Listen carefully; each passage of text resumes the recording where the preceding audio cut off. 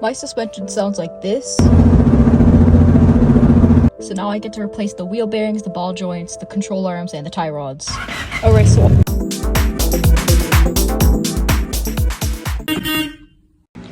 Alright, so most of my parts already came from a premium. Now I'm just waiting on the wheel bearing, but basically control arm kit as well as a driver's side window regulator. So I'm gonna open this and show what I got.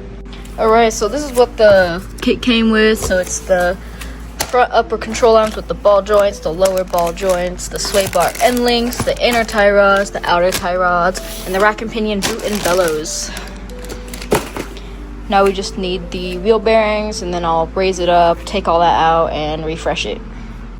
Alright, so I just hit the passenger side with some PP blaster. We're gonna let it sit for a little bit. We're gonna go to the other side, and then we're gonna take the cotter pins out and start undoing all the bolts and nuts. We've actually got a little bit of a landing storm right now, so let's move this along. Alright, everything's soaked. Now let's take the cotter pins out of the passenger side first. All the cotter pins are removed. Now let's get these nuts and bolts out. Alright, so right now I'm doing my inner, outer tie rods, the boots, the upper control arms, and then tomorrow I'm going to do the lower ball joints and the wheel bearings. I also have to figure out how to get the end sway links on because I can only get the top, I can't get the bottom one even with this raised up. It's only enough to fit one bushing under there, and I need to fit that plus the washer and the nut, so yeah, I had to figure that out. Alright, so a little update. Everything is taken apart on both sides. Got the calipers hanging, the rotors over there, and pretty much we were waiting for the wheel bearings to be pressed in, the ball joints to be pressed in, and the hubs to be pressed in. We had to get new hubs. That was something I didn't expect to do, but we got the upper control arm in, we got the inner tie rod in, working on getting the end links in. Good thing I got an entire kit instead of just ball joints and wheel bearings, because this was the outer tie rod. It should not be able to just move around like that. But yep, other side was barely any better. Let's show this side. Yeah, oh yeah, the coilover is taken apart on the other side, but pretty much everything's about the same.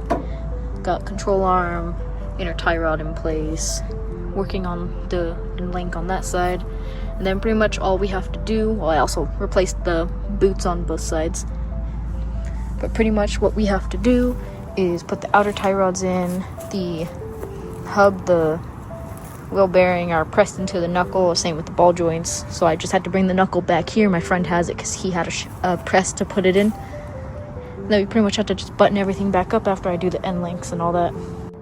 Should not be able to do this with these end rods. Forgot to mention I am also going to have these resurfaced at O'Reilly's because these still have a good bit of use left. They just are rusted, so I'm going to fix these up.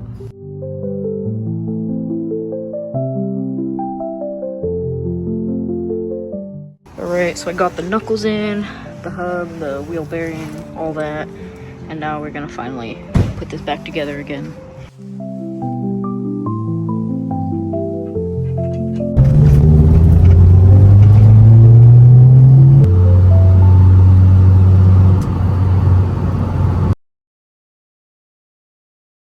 Alright, it's 6 in the morning, about to go pick up an engine for the car at 2.5 hours away.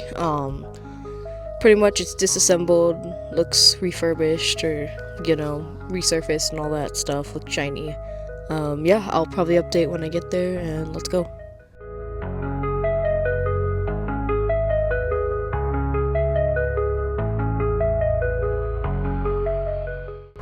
Alright, so I got to my destination 2.5 hours away, and this is what I got.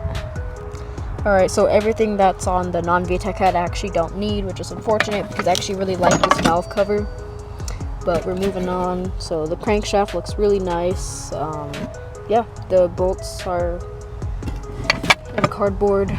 Then we got the block. It looks like it was painted and resurfaced by a shop, which is nice. So I do have to take it in and polish these out because it does look like there's some damage. Well, some sitting rust from just sitting there. I don't need that, obviously. But yeah, this is a good haul. Definitely worth it. I like the block, and it has the pistons. And now we're just gonna upgrade some stuff. But let's get home. Alright, now that I'm home, it gives me an opportunity to actually look at what I got. So obviously we're gonna start with this block. As I was saying earlier, I definitely need to hone out the cylinder walls, make them all shiny again, rusted from sitting there. Valve cover that I can't use. This all looks nice. This looks nice. Comes with pistons. Crankshaft looks nice. Bolts in the order that's needed. Comes with normal bearings, thrust bearings, some sort of sensor. Just all sorts of random goodies. And then we move on to here, which I obviously don't need this. So I'll sell all of these off. It came with a flywheel that I probably won't end up using just because the condition.